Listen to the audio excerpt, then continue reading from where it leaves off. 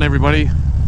This morning, oh, you there? Yep, okay.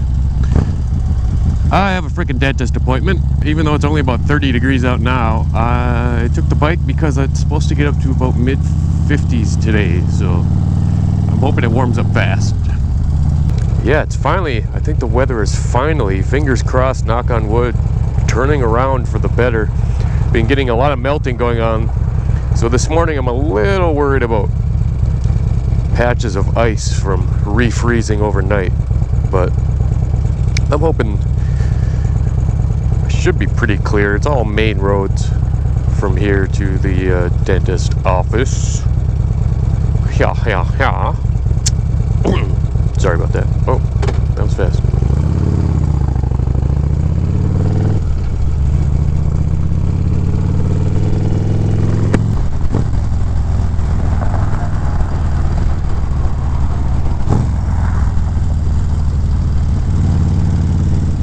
Anyways, I thought maybe I'd share another little flashback story, a little history into some of the dumb crap that's happened in my life. Figure we keep this theme going and talk a little bit about my neighbors once more. If you watched the last video,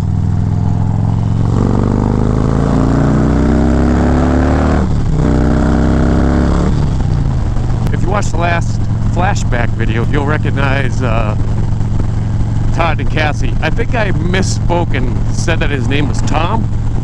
It's not. It's Todd. Todd and Cassie. Todd's the one that failed miserably when it came to trying to commit suicide. When I lived in the trailer court, I lived right next door to Todd and Cassie. Todd and Cassie were the definition of trailer trash functioning alcoholics. We're gonna focus today on Cassie. Cassie was interesting. Back in her day, when she was in high school, I bet she was probably pretty cute. But at the time I knew her, she easily had about 40 pounds extra, and it was like all around the midsection too. It was like she was permanently pregnant or something. It was really weird. And because of one of the previous drunken brawls that she got into with Todd, she was missing her 2 front teeth. So she had a big old gap. Nice smile. Let me tell you, that was a primo smile right there. She had a habit of just inviting herself in to my house and to any of the neighbors' houses. She would just walk over and without even knocking, just open the door and be like, "Hey neighbor." It was usually for a drink. Back when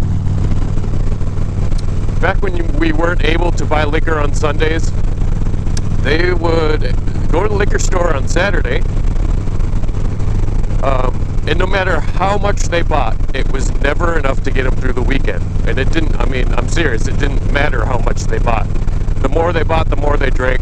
She would just come on over, walk in with a glass in her hand and be like, "Hey, you got anything for me to drink? Or can I give you some money if you fill up my glass with something?"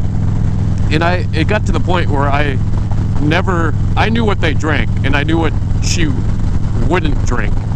And it got to the point where I would only keep the shit that she wouldn't drink either in the house or visible. She knew.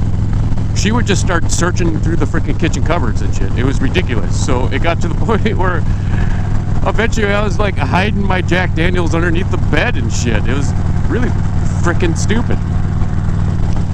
But she would come over and she'd have a glass in her hand and she'd be like, can you fill me up? And she'd put like a few crumpled $1 bills on the counter. Or she would come over and she like, "Well, I'll show you my tits if you fill up my drink." I'd be like, "Cassie, I've seen your tits. It ain't worth it." So that's another thing she did when she got drunk. She would either take her shirt off or just whip them out constantly. I don't know. One time they had one of those really cheap above ground pools in their yard, and one time I was over there with a bunch of other neighbors. We were just all drinking around the bonfire, having a good time. and she just decided to strip naked and hop in the pool, which would have been fine had she been maybe 20, 25 years younger.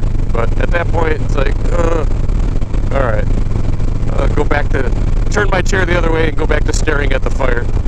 Another thing Cassie would do, she would always, whenever she was hammered, she would always look for someone to reaffirm that she was good looking. Like, she'd just freaking get hammered and then she'd start, I don't know, feeling self-conscious or something. She'd be like, "Hey neighbor, do you think I'm sexy? Do you think I look pretty good for my age?" I'm like, oh my god, what do I say? What the fuck do I say? I don't want to start an argument, so I don't want to say that she doesn't look good. But I don't want her to think that I think she's attractive, so I don't want to say she does look good. So fucking A if I'm not screwed at this situation. They've been talking a lot on the radio. There's this group or committee or something. Anyways, so these people are trying to get the space between this exit and the next one, which is about a half a mile away. Or no, not the next one. Two exits down. Between Lexington and Snelling, I believe. I might have the intersections messed up, but it's about a half mile stretch in this area over Highway 94.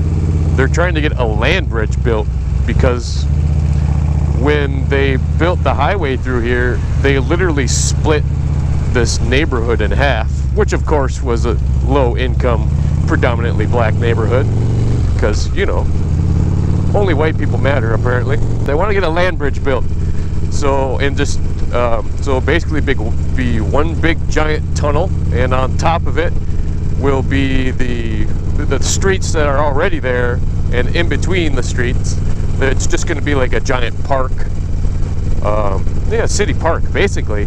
At least I think that's what hey dude, at least I think that's what the plan was. I don't think they're gonna build it structurally so that they want to put buildings on it. Although, I mean, heck, I could be wrong. Although, you know, either way, I'll be surprised if any of it gets done, because you know they're not going to put a bunch of taxpayer money towards it. So if they're going to have to raise their own money, and considering they're talking about reconnecting a lower income neighborhood to the other half of that lower income neighborhood, I don't think they're all going to be willing to put a bunch of money into it. And of course, it is the area where they're building that new professional soccer stadium too. So I got a feeling that they're going to really try and turn that neighborhood around, which means they'll be pushing out lower income people, because once that soccer stadium gets built and the retail space around it gets built, it's probably going to drive up property costs and housing costs. And yeah, people are already having a hard time affording shit. So go government, yay! So this is tolerable. Obviously, you saw that other dude back there out on his motorcycle. He didn't even have a fairing or nothing. I don't know how some people do it. If I only had my Sportster, I'd be taking the car today. It's wouldn't even think twice about it. But luckily, this thing blocks a lot of wind and keeps a lot of the engine's heat on me. Anyways, I guess that's all I'll say for now. Yeah, stay tuned in the future. Hit the subscribe button, hit the thumbs up button. I got more stories that I'll probably share with you. I don't know how much more I'll talk about Todd and Cassie, but there's plenty of other stupid neighbors and other crap in my past. So yeah, anyways, thanks for doing it with me, and we'll do it another time. Peace.